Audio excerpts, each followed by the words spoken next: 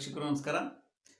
ಇಲ್ಲಿವರೆಗೂ ಕೂಡ ಸ್ನೇಹಿತರೆ, ವಿದ್ಯಾರ್ಥಿಗಳೇ, 2023-24ನೇ ಸಾಲಿನ NMMS ಪರೀಕ್ಷೆಯ GMAT ಪತ್ರಿಕೆಯಲ್ಲಿರುವಂತಹ ಪ್ರಶ್ನೆಗಳನ್ನು ಹಂತ ಹಂತವಾಗಿ ನಾವು ಬಿಡಿಸ್ಕೊಂಡು ಬರ್ತಿದ್ದೀವಿ. ಸ್ನೇಹಿತರೆ, ಇಲ್ಲಿವರೆಗೂ ಕೂಡ ನಾವು 10 ಪ್ರಶ್ನೆಗಳಿಗೆ ನಾವು ಪರಿಹಾರವನ್ನು ಕಂಡುಕೊಂಡಿದ್ದೀವಿ.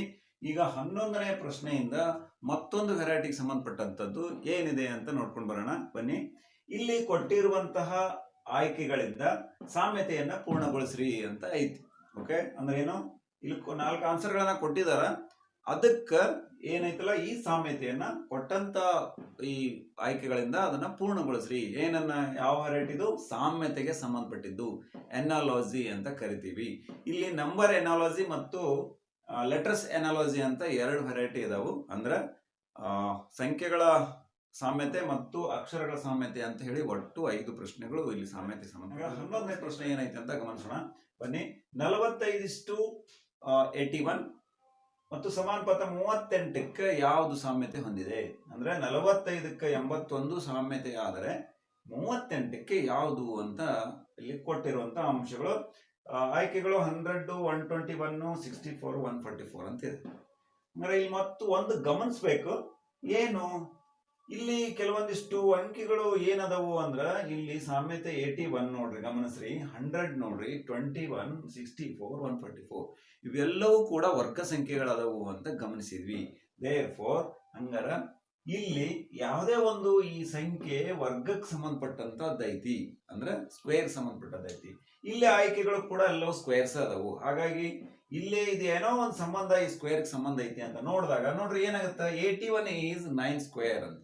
9 ಸ್ಕ್ವೇರ್ ಅನ್ನೋದು ಇವೆರಡು ಏನ್ ಮಾಡಿದ್ರು 9 ಸಿಗುತ್ತ ಅಂತ ನೋಡಿದ್ರೆ 4 + 5 = 9. 9 ಸ್ಕ್ವೇರ್ = 81. ದೇರ್ಫೋರ್ ನೋಡ್ರಿ, ಇವೆರಡಗಳ ಅಂಕಿಗಳ ಮೊತ್ತ ಏಕಾಂಕಕ್ಕೆ ತಂದಾಗ ಅದನ್ನ ವರ್ಗ ಮಾಡಿದಾಗ ಇದು ಸಿಕ್ಕೈತಿ. Therefore 3 + 8 = 11. 11 square = 121. 121 is the right answer ಅಂತ ಹೇಳ್ಬೋದು. ದೇರ್ಫೋರ್ ಹಿಂಗ ಸ್ನೇಹಿತರೆ, ಕೊಟ್ಟಂತ ಆಯ್ಕೆಗಳು ಯಾವ ರೀತಿ ಅದಾವಂತ ಗಮನಿಸ್ಕೊಂಡು ನಾವು ಅದಕ್ಕೆ ತಕ್ಕಂಗ ನಾವು ಕ್ಲೂ ಮಾಡ್ಕೊಂಡು ಹೋಗ್ಬೇಕು. ಓಕೆ, ಹಂಗಾರೆ 12ನೇ ಪ್ರಶ್ನೆ ಏನೈತಿ ಅಂತ ಗಮನಿಸೋಣ.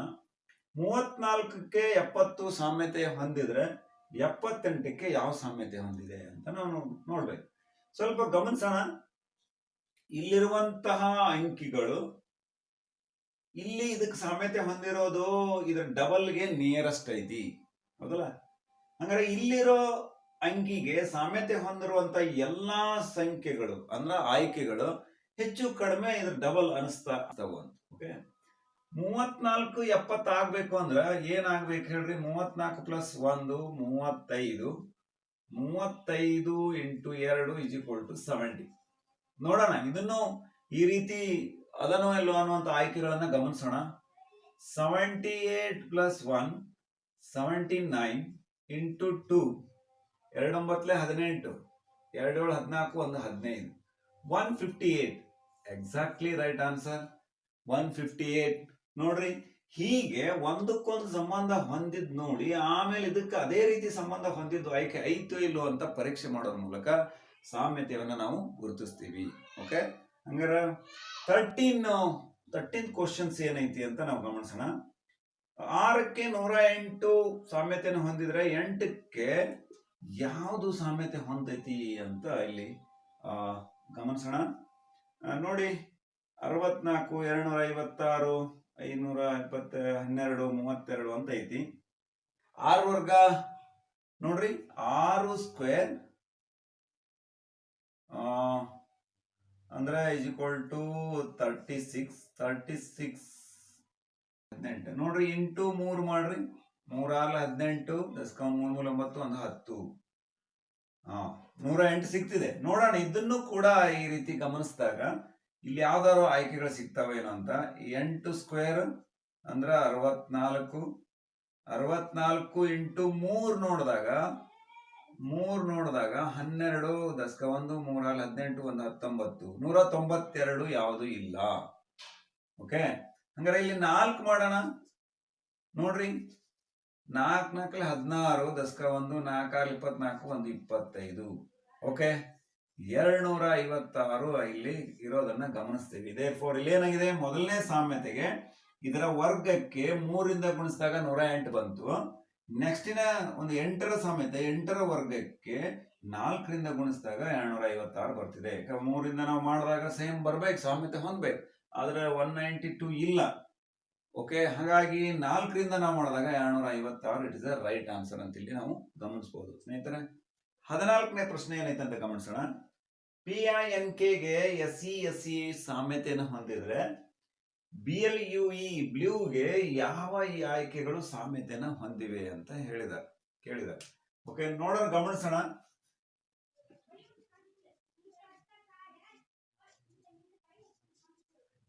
ನೋಡೋಣ ಏನ್ ರಿಲೇಷನ್ ಐತಿ in between pink and SE ಅದನ್ನ ಕಂಡು ಹಿಡಿಬೇಕು ನಾವು. ಪಿ ಆದ್ಮೇಲೆ ಎಸ್ ಐತಿ, ಹಂಗಾರ QR ಏನೈತಿ +2 ಐತಿ. I ಆದ್ಮೇಲೆ ಇಲ್ಲ, E ಆದ್ಮೇಲೆ I ಐತಿ. ಏನ ರಿವರ್ಸಿಬಲ್ ಐತಿ ಇಲ್ಲಿ ನೋಡೋಣ. ರಿವರ್ಸ್ ಎಷ್ಟ್ ಐತಿ ಡಿಸ್ಟೆನ್ಸ್ ಅಂದ್ರ FGH +3 ಐತಿ. ಓಕೆ, ಆಮೇಲೆ ನೋಡ್ರಿ N ಆದ್ಮೇಲೆ ಎಸ್ ಬರುತ್ತೆ, OPQR +4 ಐತಿ. ಓಕೆ, ಆಮೇಲೆ E ಆದ್ಮೇಲೆ K ಐತಿ, FGHIJ ಅಂದ್ರ +5 ಐತಿ. ರಿವರ್ಸ್ ಪಿ ನಂತರದ ಎಸ್ +2, ಆಮೇಲೆ ಇದ್ರ ರಿವರ್ಸ್ ಆಗಿ 3, ಮತ್ತ ಫಾರ್ವರ್ಡ್ ಆಗಿ 4, ರಿವರ್ಸ್ ಆಗಿ 5 ಡಿಸ್ಟೆನ್ಸ್ ಒಳಗೆ ಇದಕ್ಕೆ ಸಾಮ್ಯತೆನ ಹೊಂದೈತಿ. ಹಂಗಾರೆ ಇದಕ್ಕೂ ಕೂಡ ಅದೇ ಸಾಮ್ಯತೆನ ಹೊಂದಬೇಕು. BLUE ಇದೇ ತರನ ಬರ್ಬೇಕು. ಇಲ್ಲಿ ನಾವು ಮಾಡ್ಕೊಂಡು ಹೋಗೋಣ. +2 ಫಾರ್ವರ್ಡ್ ಬರ್ಬೇಕು, CD ಅಂದ್ರ ನಂತರ E ಅಂತ ನೋಡ್ರಿ. ಎಲ್ಲಲ್ಲೂ ಕೂಡ E ಫಸ್ಟ್ ಐತಿ. ಓಕೆ, ಹಂಗಾರೆ ಆನ್ಸರ್ ಇದೆ. ಇಲ್ಲಿ ಏನ್ ಬರ್ಬೇಕು, ರಿವರ್ಸ್ ಬರ್ಬೇಕು. ರಿವರ್ಸ್ ಎಷ್ಟು ಬರ್ಬೇಕು, 3 ಬರ್ಬೇಕು. ಇದ್ರ ಹಿಂದಲ್ 3 ಅಂತಂದ್ರ ಏನ್ ಬರುತ್ತೆ ಹೇಳ್ರಿ, IJK 3 ಬರ್ಬೇಕು. ಅಂದ್ರ ಏನ್ ಬರುತ್ತೆ, H ಬರುತ್ತೆ +3. ಇದ್ರ ರಿವರ್ಸಿಬಲ್ 3L ಅಂತ. ನೆಕ್ಸ್ಟ್ ಫಾರ್ವರ್ಡ್ ಎಷ್ಟು ಬರ್ಬೇಕು, 4 ಬರ್ಬೇಕು. UVWXY ಅಂದ್ರ ಏನ್ ಬರ್ಬೇಕು ಇಲ್ಲಿ, ನೆಕ್ಸ್ಟ್ ಫಾರ್ವರ್ಡ್ Z ಬರ್ಬೇಕು. Z ಬಂದ್ಮೇಲೆ ಮತ್ತ 5 ಏನ್ ಬರ್ಬೇಕು, ರಿವರ್ಸ್ ಬರ್ಬೇಕು. 5 ರಿವರ್ಸ್ ಅಂದ್ರ 5 ರಿವರ್ಸ್ ಅಂತಂದ್ರ ಇದ್ರ ಹಿಂದಲ್ 5 ಯಾವ್ದು ಬರುತ್ತೆ ಅಂದ್ರ ಪಕ್ಕ ನೋಡ್ರಿ 5 ಅಂದ್ರ Y ಬರುತ್ತೆ ನೋಡ್ರಿ. Y ಬಂತಂದ್ರ Z ABCD ನೋಡ್ರಿ 5 ಬಂತ ಅಂದ್ರ therefore Y is right answer. ಹಂಗಾರೆ EHZY this is D, option D right answer ಅಂತ ನಾವು ಗಮನಿಸಬಹುದು ಅಂತ. ಓಕೆ ಸ್ನೇಹಿತರೆ, ಹಂಗಾರೆ 15ನೇ ಪ್ರಶ್ನೆ ಏನೈತಿ ಅಂತ ಗಮನಿಸೋಣ. ಇದು ಕೂಡ ಸಾಮ್ಯತೆಗೆ ಸಂಬಂಧಪಟ್ಟದ್ದು. ಸಾಮ್ಯತೆಗೆ ಸಂಬಂಧಪಟ್ಟಂತ 5 ಪ್ರಶ್ನೆಗಳು ಇದರಲ್ಲಿ ಇದಾವೆ.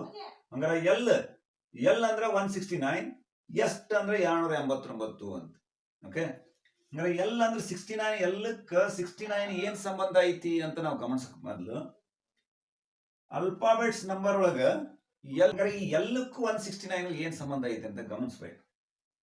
L ಒಳಗ alphabetical number, English alphabetical number is 12. ನಮ್ಗೆ ಗೊತ್ತೈತಿ ಎಲ್ಲ. ನಾ ಮತ್ತೆ ಪದೇ ಹೇಳ್ತಿದ್ದೀನಿ, ಇಂಗ್ಲಿಷ್ ವರ್ಣಮಾಲೆಯಲ್ಲಿರುವಂತಹ ಅಕ್ಷರಗಳ ಕ್ರಮ ಸಂಖ್ಯೆಗಳನ್ನ ಹೇಗೆ ನೆನ್ಪಿಡ್ಬೋದು ಅನ್ನೋದನ್ನ ಒಂದು ವಿಡಿಯೋ ಮಾಡಿದ್ವಿ. ಆ ವಿಡಿಯೋನ ಗಮನಿಸ್ಬೇಕು. ಓಕೆ, ಈಗ L ಈಸ್ 12. ಓಕೆ, ಹಾಗಾದ್ರೆ 169 ಬಂದೈತಿ. 169 ನಮ್ಗೆ ಗೊತ್ತೈತಿ ಯಾವ್ದ್ರ ವರ್ಗ, 13 ವರ್ಗ. 13 ಯಾವಾಗ ಸಿಗುತ್ತೆ, ನಮ್ಗೆ 1 ಪ್ಲಸ್ ಮಾಡಿದಾಗ ಸಿಗುತ್ತೆ. 13 = 169 ಅಂತ. ಈ ರಿಲೇಷನ್ಗೆ ಇದು ಇಲ್ಲಿ ಏನಾದ್ರು ಆಯ್ಕೆ ಆಗುತ್ತ ಅಥವಾ ಇಲ್ಲಿ ಯಾವ್ದಾದ್ರು ಸೆಟ್ ಆಗುತ್ತ ಅಂತ ನೋಡ್ಬೇಕ. ಹಂಗ ನನಗೆ ಏನ್ ಬೇಕಾಗೈತಿ, ಇದ್ರದ್ದು ಆಲ್ರೆಡಿ ವರ್ಗ ಹೆಂಗ್ ಬಂದೈತಿ, ಯಾವ್ದೇ ಒಂದ್ ಸಂಖ್ಯೆ 1 ಕೂಡಿಸಿದಾಗ ಅದ್ರ ವರ್ಗ ಸಂಖ್ಯೆ ಇಲ್ಲಿ ಬಂದೈತಿ. ಹಂಗಾರೆ ಇಲ್ಲಿ ಏನ್ ಮಾಡ್ಬೇಕು, ಒಂದ್ ಸಂಖ್ಯೆನ ಕಳಿಬೇಕು. ಇದು ಇಲ್ಲಿ ಯಾವ್ದ್ರ ವರ್ಗ ಅಂದ್ರ 17th ವರ್ಗ. ಓಕೆ, 17th ವರ್ಗ ಇದು 289 ಅಂತೇಳಿ. 17th ಹೆಂಗ ಬಂದೈತಿ ಅಂದ್ರ ಒಂದು ಇದಕ್ಕ ಲೆಸ್ ಆಗ್ಬೇಕು. ಅಂದ್ರೆ 13 ಹೆಂಗ್ ಬಂದೈತಿ, 13 ಒಳಗೆ 1 ಲೆಸ್ ಆದ್ರ 12 ಬಂದೈತಿ. ಅದ್ರದ್ದು ಲೆಟರ್ ಇಲ್ಲ ಐತಿ. ದೇರ್ಫೋರ್ 17 ಹೆಂಗ್ ಬಂದೈತಿ ಅಂದ್ರ 17ಕ್ಕೆ 1 ಮೈನಸ್ ಮಾಡಿದಾಗ ಎಷ್ಟಾಗತ್ತ, 16 ಆಗತ್ತ. 16 1 ಸೇರಿಸಿ 17 ಆಗತ್ತ. 16 ನಂಬರ್ದ್ ಹೆಂಗ 12 ನಂಬರ್ದ್ L ಐತೋ ಹಂಗ 16 ನಂಬರ್ದ್ ಯಾವ್ದು ಅಲ್ಫಾಬೆಟ್ ಐತ ಅಂತ ಹುಡುಕಿದ್ರ ದಿಸ್ ಈಸ್ P ಅಂತ. is the 16 number of in the alphabet. ಹಂಗಾಗಿ P is the right answer. ಇದಕ್ಕ 289ಕ್ಕ. ಓಕೆ, ಸಾಮ್ಯತೆಗಳು ಬಂದಾಗ ಏನು ಮಾಡಬೇಕು, ಒಂದಕ್ಕೊಂದು ಹೋಲಿಕೆ ಮಾಡಿ ಅದ್ರ ಸಾಮ್ಯತೆ ಯಾವುದೈತೆ ಅಂತ ಕಂಡುಹಿಡಿಯೋದ್ರ ಮೂಲಕ ಮುಂದಿನ ಸಾಮ್ಯತೆಯನ್ನು ನಾವು ಗಮನಿಸ್ಕೊಂಡು ಪರಿಹಾರವನ್ನು ಕಂಡುಕೊಳ್ಬೇಕು ಅಂತ ಹೇಳ್ತಾ, ಸ್ನೇಹಿತರೆ ಮತ್ತೆ ಮುಂದಿನ ಒಂದು ವೆರೈಟಿಗೆ ಸಂಬಂಧಪಟ್ಟಂಥ ಪ್ರಶ್ನೆಗಳನ್ನು ಮತ್ತೆ ಮುಂದಿನ ಒಂದು ವಿಡಿಯೋದಲ್ಲಿ ನೋಡೋಣ ಅಂತ ಹೇಳ್ತಾ ಎಲ್ಲರೂ ಕೂಡ ಧನ್ಯವಾದಗಳು. ನಮಸ್ಕಾರ.